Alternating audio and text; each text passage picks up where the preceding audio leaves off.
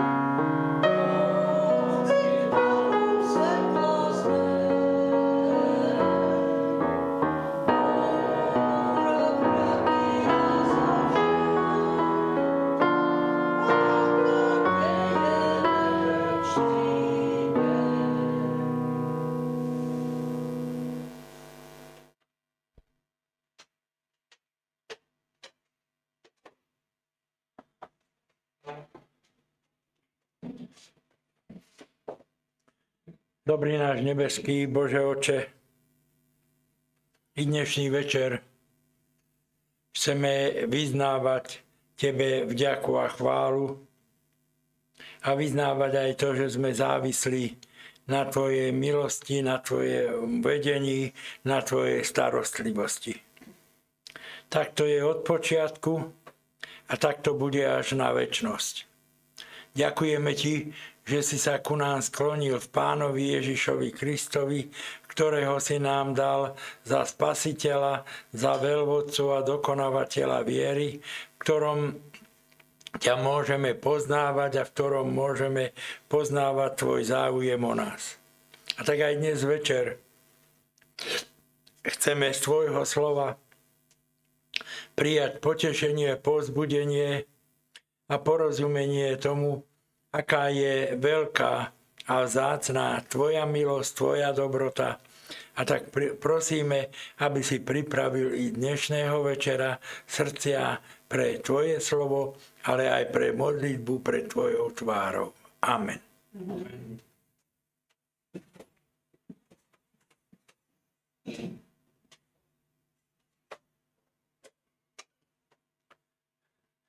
V tej piesni sme vyspievali modlitbu a prosbu, že potrebujeme Božie vedenie a že sa chceme nechať viesť ako Božie deti.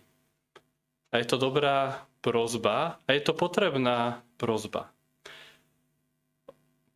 Tá pieseň, ako sme začali spievať, Oče, dieťa svoje veď, púšťou sveta v krajší, púšťou sveta v krajší svet. Myslím, že neviem, či tam bolo dvakrát, ale púšťou do krajšieho sveta. A je to veľmi podobné tomu, čo izraelský národ zažil, keď ho Pán Boh zachránil z Egypta. Tiež išli púšťou do krajšieho sveta. A na tento motív je zložený jeden žalm. Otvorme si prosím 114. žalm, kde je opísané toto Božie vedenie a je v ňom zachytená strhujúca a otriasajúca sila Božieho ramena. A tak si prečítajme na úvod 114. žalm. 114. žalm, od začiatku čítam Božie slovo. Keď išiel Izrael z Egypta, dom Jakobov z národa cudzieho jazyka. Bol mu Júda svetiňou, Izrael jeho panoviskom. Keď to videlo more, utieklo. Jordán obrátil sa naspäť. Vrchy poskakovali ako baránce, vršky ako jahňatá. Čo ti bolo, more, že si utekalo? Jordán, že si sa obrátil naspäť? Čožež vám, vrchy, že ste poskakovali ako baránce, vršky ako jahňatá? Trasa, zem, pred tvárou Pánovou, pred tvárou Boha Jakobovho, ktorý obrátil skalu na jazero, vody, žulu na prameň vody.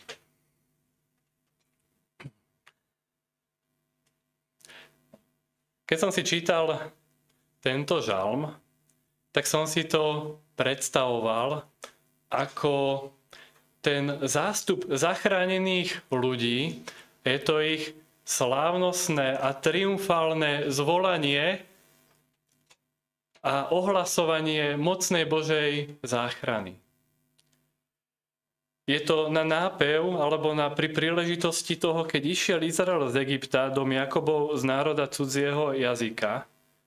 A je to na chválu Pána a Boha Jakobovho, ktorý urobil silnú a mocnú vec, a ten žalm končí, ktorý obrátil skalu na jazero vody, žulu na prameň vody. Všetko toto je jazyk záchrany. Záchrany z otroctva, záchrany pred smrťou. Pán Boh im dal vodu. Trošku sa vrátim. Pred vyše mesiaca sme si čítali pred modlitbami ten 113. žalm, ktorý začína o sériu žalmov, ktoré sa spievali a boli súčasťou bohoslužby pri slávení Veľkej noci. Ten 113. žalm začína tým pozvaním k oslave. Chváľte služobníci Hospodinovi, chváľte meno Hospodinovu. A už to sa nám spája s tým, ako Pán Boh zachránil svoj ľud. Povedal Mojžišovi, nech hovorí faraónovi, prepusti môjho syna, alebo prepusti môj ľud, aby mi slúžil. A potom je tu výzva k chvále. A toto je ten 114. žalm, ktorý sme si prečítali, je pripomenutie toho mocného Božieho ramena, ktoré pôsobilo pri jeho ľude takým spôsobom, že vytiahol izraelský ľud z otroctva, z národa cudzieho jazyka, pre Boží zámer, aby mu bol Júda svetiňou a Izrael jeho panoviskom. Pre tento zámer, aby boli kráľovským kňazstvom. Tam, kde je Pán Boh posväcovaný a kde sú mu ľudia vydaní do služby a kde je viditeľná jeho vláda. A to sprevádzali mnohé zázračné činy. Je to trošku v protiklade to, čo si na biblickej hodine preberáme, kedy poukazujeme na to, že Pán Boh priniesol záchranu cez také veci, ktoré boli bežné. Boli to okolnosti, boli to rozhodnutia ľudí a tak ďalej. To neboli žiadne trasúce sa vrchy a rozstúpené more. Ale Božia záchrana nie je bežná vec. Tuto vidíme nadprirodzenú zázračnú vec, ktorú Pán Boh ukázal svojmu ľudu, aby sa ho báli, aby mu slúžili, aby videli, ako mocnou rukou boli zachránení. A to boli nadprirodzené veci. Keď sa rozstúpilo more, keď sa triasla zem a keď zo skál vytrištila voda, ktorú potom mohli piť. Božia záchrana je takáto nadprirodzená a mocná. Takto Pán Boh zasahuje do diania jeho ľudu. Vidíme to aj v Novom zákone. Život Pána Ježiša bol už od narodenia spojený s niečím zvláštnym a nadprirodzeným. Panna počne a porodí syna a dáš mu meno s nami Boh. Vidíme Pána Ježiša, ako je ten pomazaný a poslaný Bohom, aby hlásal chudobným evanjelium, otváral slepým oči, aby uzdravoval a aby vyslobodzoval. Pán Ježiš to potom robil a konal tieto divy počas svojho verejného pôsobenia. Ale nakoniec vidíme tú vec, kedy Boží syn je na kríži. Na tom mieste potupenia. A chcem dať teraz do paralely udalosti, ktoré sa stali ten piatkový deň, kedy sa zatriasla zem. Kedy z hrobov potom vychádzali mŕtvi, keď Boží syn zomrel. Ale potom máme jeden deň ďalší. Teraz si nespomínam, v ktorom evanjeliu to je. Myslím si, že v Lukášovom. Ale môžem sa myliť.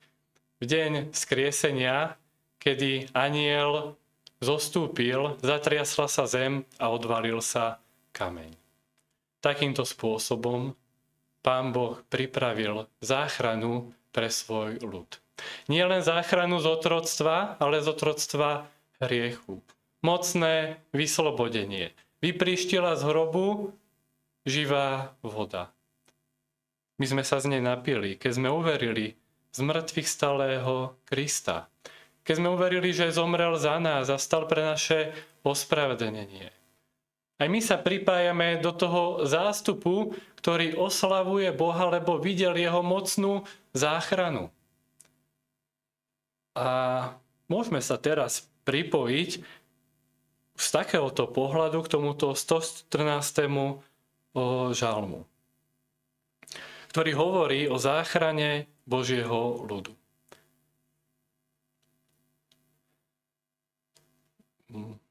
Keď sme si čítali tento žalm, tak iste sme mali pred očami niektoré udalosti, ktoré sa spájajú s touto záchranou. Môžeme si ich postupne prečítať.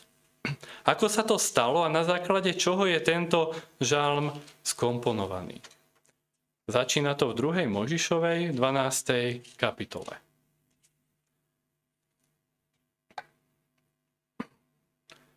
V 2. Mojžišovej 12. kapitole si čítame od 40. verša.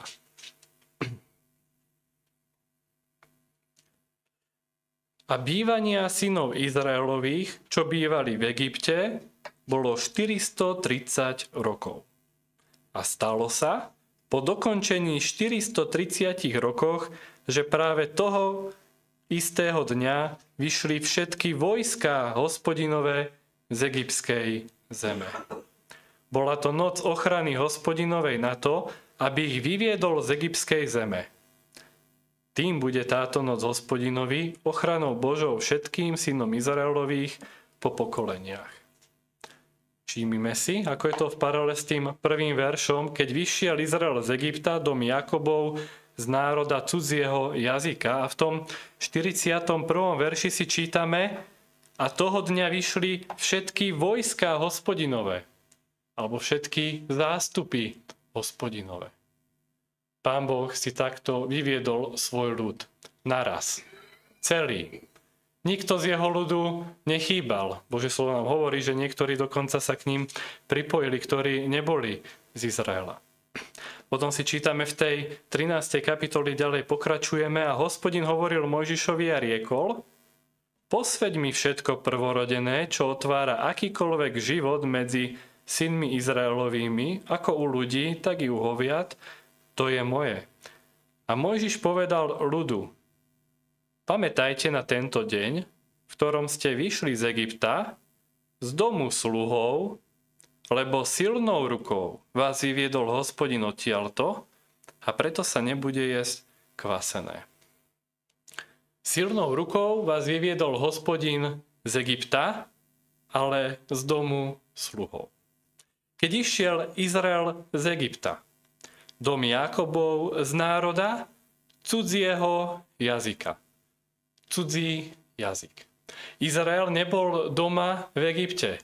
Keď Jozef bol odvlečený do Egypta, tam to začalo, to sme si čítali, ako nastal v kanánskej zemi hlad, jeho bratia išli po chlieb a už tam si čítame, že oni nevedeli, že to je Jozef, lebo on sa s nimi rozprával cez tlmočníka, to bol cudzí jazyk.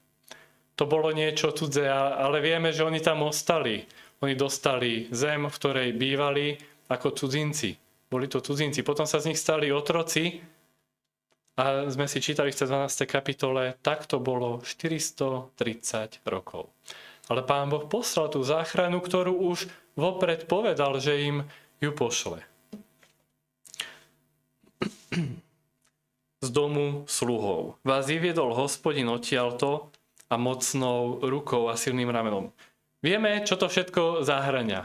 Egyptské rany, 9 a vrcholí to tou 10.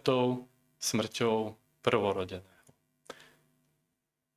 Ten prvorodený, ktorý to najviacej zavážil, to bol ten faraónov syn.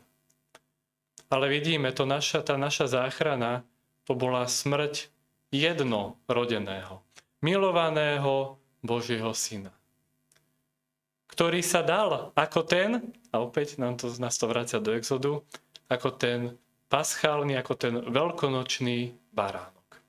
Ako ten, ktorého krv nás zachraňuje. A tak Izrael išiel z národa cudzieho jazyka.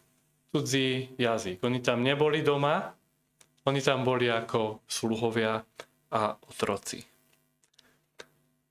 Potom si čítame ďalej a budeme si to čítať chronologicky a nie podľa toho, ako sú tie verše v žalme, ale 13. kapitolu teraz si otvoríme do 14. A tu si čítame a tuto vidíme tú mocnú Božiu ruku v akcii. Čítame si od 10. verša. A keď sa priblížil faraón, pozdvihli synovia Izraelovi svoje oči a hľa, Egypťan sa rušia za nimi A báli sa veľmi a kričali synovia Izraelovi k Hospodinovi. A povedali Mojžišovi, či preto, že nebolo dosť hrobov v Egypte, vzal si nás preč, aby sme pomreli na púšti? Čo si nám to urobil, že si nás vyviedol z Egypta? Či nie je toto to, čo sme ti hovorili v Egypte vraviac, nechaj nás, nech slúžime Egypťanom, lebo lepšie by nám bolo bývalo slúžiť Egypťanom, než aby sme pomreli na púšti. A Mojžiš povedal ľudu, nebojte sa, stojte a vidzte spasenie Hospodinovo, ktoré vám učiní dnes, lebo Egypťanov, ktorých vidíte dnes, neuvidíte nikdy viac až na veky. Hospodin bude bojovať za vás a vy budete mlčať. A Hospodin riekol Mojžišovi, čo kričíš ku mne? Hovor synom Izraelovým, aby sa rušali. A ty pozdvihni svoju palicu a vystri svoju ruku na more a rozporti ho. A synovia Izraelovi vojdu do prostred mora a pôjdu po suchu. A ja zatvrdím srdce Egypťanov a vojdu za nimi a oslávim sa na faraónovi a na všetkom jeho vojsku, na jeho vozoch, na jeho jazdcoch. A zvedia Egypťania, že ja som Hospodin, keď sa oslavím na faraónovi, na jeho vozoch a na jeho jazdcoch. Tedy sa pohol anjel Boží, ktorý išiel pred táborom Izraelovým a obrátiac sa išiel za nimi a tak prešiel oblakový stĺp sprostred nich a zastal za nimi. A vošiel medzi tábor Egypťanov a medzi tábor Izraelov. A bol Egypťanom oblakom a tmou a Izraelovi osvecoval noc, takže sa nepriblížili jeden k druhému cez celú noc. A Mojžiš vystrel svoju ruku na more a Hospodin hnal more východným vetrom silným cez celú noc a obrátil more na sušinu a rozstúpili sa vody. A tak vošli synovia Izraelovi doprostred mora a išli po suchu a voda im bola múrom z ich pravej a z ich ľavej strany. A Egypťania ich honili a vošli za nimi všetky kone faraónove, jeho vozy, jeho jazdci doprostred mora. Potom stalo sa za rannej stráže, Hospodin pohliadol na vojsko Egypťanov zo stopu ohňa a oblaku a zmiatol vojsko Egypťanov. A vyrazil kolesa z jeho vozov a poháňal ho tak, že išlo s ťažkosťou. Vtedy povedali Egypťania, utečme pred Izraelom, lebo Hospodin bojuje za nich proti Egypťanom. A Hospodin riekol Mojžišovi, vystri svoju ruku na more, aby sa navrátili vody na Egypťanov, na ich vozy a na ich jazdcov. Vtedy vystrel Mojžiš svoju ruku na more a more sa navrátilo pred ránom ku svojej moci a Egypťania utekali proti nemu a tak vrhnul Hospodin Egypťana doprostred mora. A vody navrátiac sa pokryli vozy jazdcov so všetkým vojskom faraónovým, všetkých, ktorí vošli za nimi do mora, nezostalo z nich ani len jedného. A synovia Izraelovi išli po suchu prostredkom mora a voda im bola múrom z ich pravej a z ich ľavej strany. Toho dňa zachránil Hospodin Izraela, vyslobodiac ho z ruky Egypťanov, a Izrael videl Egypťanov mŕtvych na brehu mora. A keď videl Izrael tú veľkú ruku mocnú, to, čo učinil Hospodin na Egypťanoch, bál sa ľud Hospodina a verili Hospodinovi i Mojžišovi, jeho služobníkovi. Tuto Izrael videl, aj my sme videli tú mocnú ruku Božiu, ako Pán Boh zachránil svoj ľud, ako ich vyviedol z Egypta a z národa cudzieho jazyka. Aká mocná to bola ruka. Oni to videli a báli sa. Báli sa Hospodina a verili Hospodinovi. A takto vznikol ten jeden verš, alebo tie dva verše. Tretí, keď to videlo, more utieklo, Jordán obrátil sa naspäť. Je tu tá otázka, čo ti bolo more, že si utekalo? Jordán, že si sa obrátil naspäť. Sú tu dve paralelné udalosti, more a Jordán. Jordán potom s Joziom, to si nebudeme čítať, ale to je to, keď Pán Boh vyviedol a doviedol do tej zasľúbenej zeme. Tá istá ruka. Rozostúpila more, rozostúpil sa Jordán. Sice jedno bolo skrze Mojžiša, druhé bolo skrze Jozu, ale bolo to mocná Božia ruka, ktorá to spôsobila. tuto ten zástup oslavujúcich Boha hovorí, čo ti bolo more? Čo ti bol Jordán, že si, keď si toto videl, že si sa rozstúpil? Takto sa pohli vody. Tie vody, ktoré tečú, ktoré sú stále vo svojich korytách, vo svojich brehoch, ale Pán Boh, keď zachránil svoj ľud, tie vody stáli. Takto Pán Boh nadprirodzene pohol. Ale vidíme, že sa tam udiali dve veci. Izrael bol zachránený, ale nepriateľ bol zmetený. Zaplavený, zničený. Bola tam aj tá porážka nepriateľa. Smrť Pána Ježiša na kríži nie je len záchrana pre Boží ľud, ale je to aj porážka Božieho nepriateľa. Čo ti bol hrob, že si sa otvoril? Bol do neho položený ten, ktorý neurobil hriechu, ktorý bol Boží syn, ktorý porazil smrť, porazil hriech, porazil diabla a vedie svoj ľud do lepšej zeme. Vedie svoj ľud Bohu, svojmu Otcovi. A poďme ďalej čítať tú 14. kapitolu, preskočíme do 19. kapitoly, do 17. kapitoly, kde si čítame o tom, ako už ľud bol na púšti a putoval. Tu nám nadväzuje hneď ten prvý verš. Potom sa rušala celá obec synov Izraelových z púšte Sín po svojich stanoviskách na rozkaz Hospodinov a rozložili sa táborom v Refidíme, kde nebolo vody na pitie pre ľud. Preto sa vadil ľud s Mojžišom a vraveli, dajte nám vody, aby sme pili. A Mojžiš im povedal, prečo sa vadíte so mnou, prečo pokúšate Hospodina? A ľud tam bol smenný a žiadal si vody, reptal proti Mojžišovi a vravel.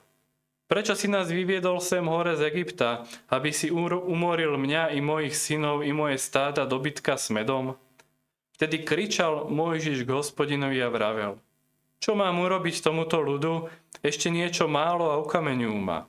A Hospodin riekol Mojžišovi, idi pred ľud a pojmi so sebou niektorých zo starších Izraelových i svoju palicu, ktorou si uderil rieku, vezmi do svojej ruky a pôjdeš.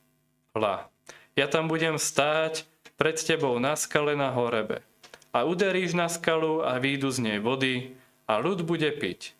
A Mojžiš urobil tak pred očami starších Izraelových. A nazval meno toho miesto Masa a Meríba, pretože sa vadili synovia Izraelovi a pretože pokúšali Hospodina tým, že vraveli, či je Hospodin medzi nami, či nie je. A tak vznikol ten posledný verš na pripomienku tejto udalosti. Tras sa zem pred tvárou Pánovou, pred tvárou Boha Jakobovho, ktorý obrátil skalu na jazero vody, žulu na prameň vody. Pán Boh dokázal, ja som medzi vami. Ja som s vami. Ja som ešte nikam neodišiel. Tuto vidíme, že oni zase reptali. Tak ako reptali pred tým morom, tuto reptali na púšti, nemali čo piť. Ale Pán Boh zachránil. Neviem, ako ste ju skúšali udierať na skalu, na kameň, ale voda našim úderom zrejme zo skaly nepotečie. Ale Pán Boh, keď je prítomný a udrie na skalu, tak aj voda vytiekla z tej žuly, z tej pevnej skaly. Pán Ježiš bol tou skalou, nám Nový zákon vysvetľuje, ktorá bola uderená, z ktorej vytriskol prameň vody, ktorého Pán Ježiš núkal, ktoré to evanjelium potom roznašali jeho apoštoli a ktorému sme aj my uverili. A môžeme vidieť, že Boh je s nami, že nás zachraňuje tým mocným ramenom. V Pánovi Ježišovi Kristovi. Môžeme ďalej ísť do poslednej kapitoly 19, kde si budeme čítať dve udalosti z toho 114. žalmu. Tá prvá je, že 102. verša. A bol mu Júda svetiňou, Izrael jeho panoviskom. Teraz Boží ľud prichádza k vrchu, kde dostane zákon. A si tu čítame, od 1. verša, že v 3. mesiaci po výjdení synov Izraelových z egyptskej zeme, toho dňa prišli na púšť Sinaj. Lebo odídu z Refidíma, prišli na púšť Sinaj a rozložili sa táborom na púšti a Izrael tam utáboril naproti vrchu. A Mojžiš odišiel hore k Bohu a Hospodin zavolal na neho z vrchu a povedal: Takto povieš domu Jakobovmu a oznámiš synom Izraelovým. Vy ste videli, čo som učinil Egypťanom. A niesol som vás ako na krídlach orlov a doviedol som vás k sebe. Tak teraz, ak naozaj budete poslúchať môj hlas a budete ostrihať moju zmluvu, budete mi zvláštnym vlastníctvom nad všetky národy, lebo veď moja je celá zem. A vy mi budete kráľovstvom, kňazom a svätým národom. To sú tie slova, ktoré budeš hovoriť synom Izraelovým. Izrael doteraz len chodil, bol zachránený. To bola milosť. To bolo spasenie cez more.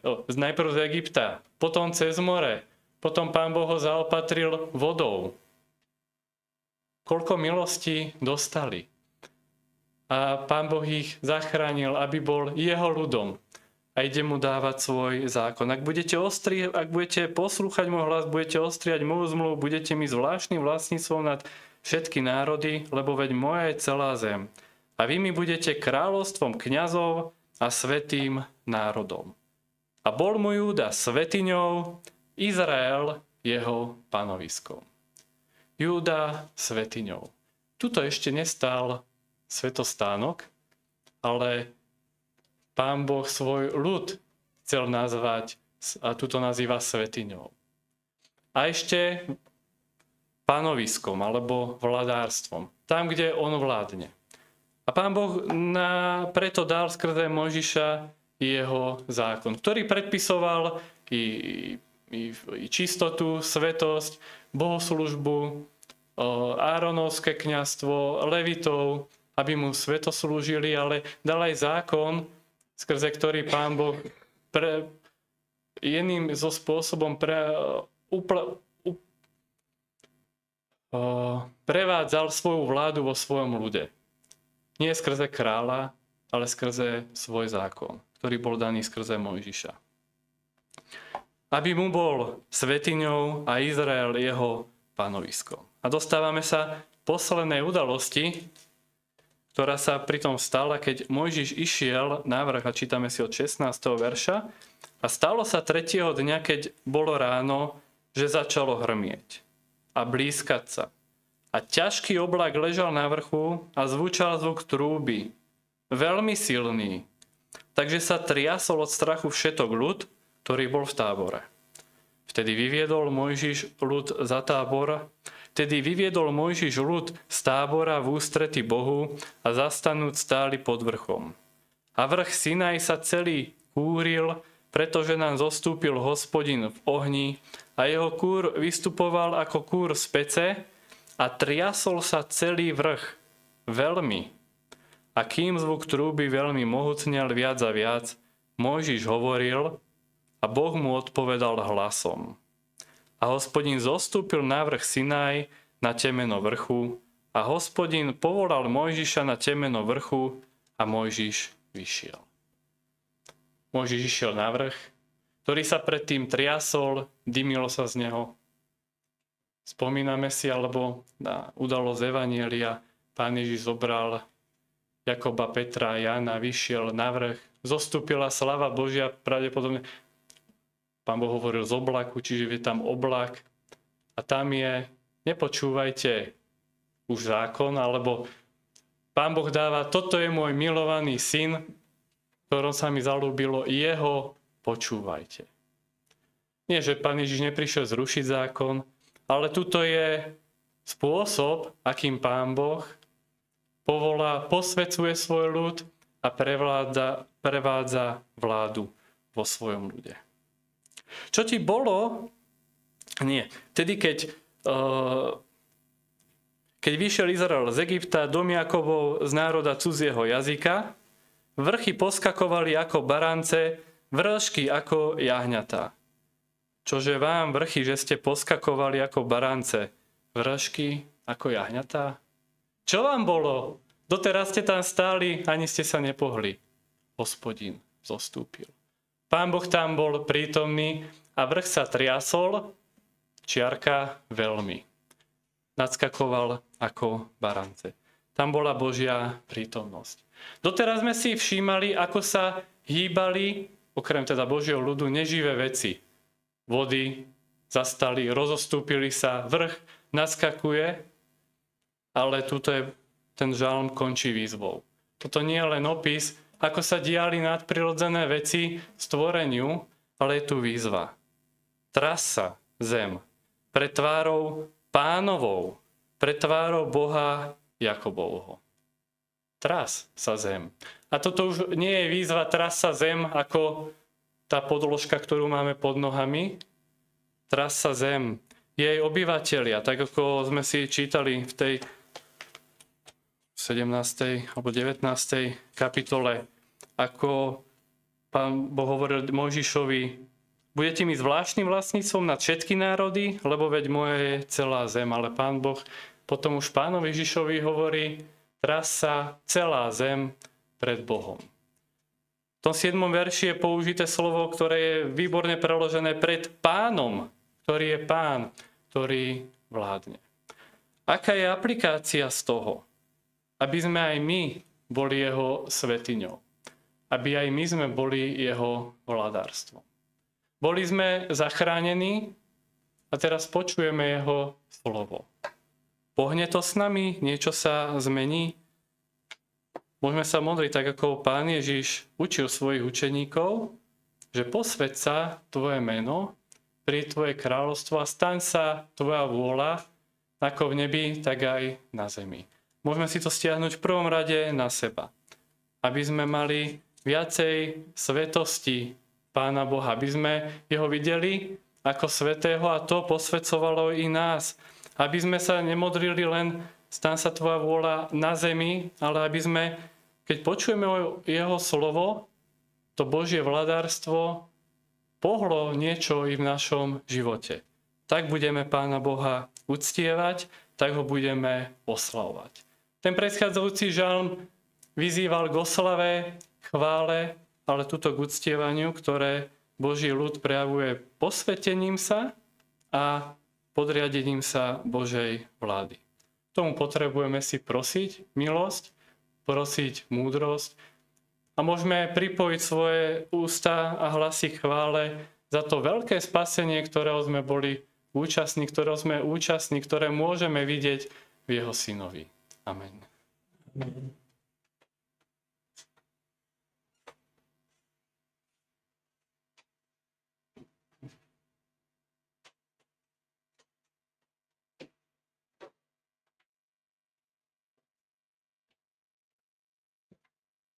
Pred modlitbami budeme spievať pieseň číslo 31. 31.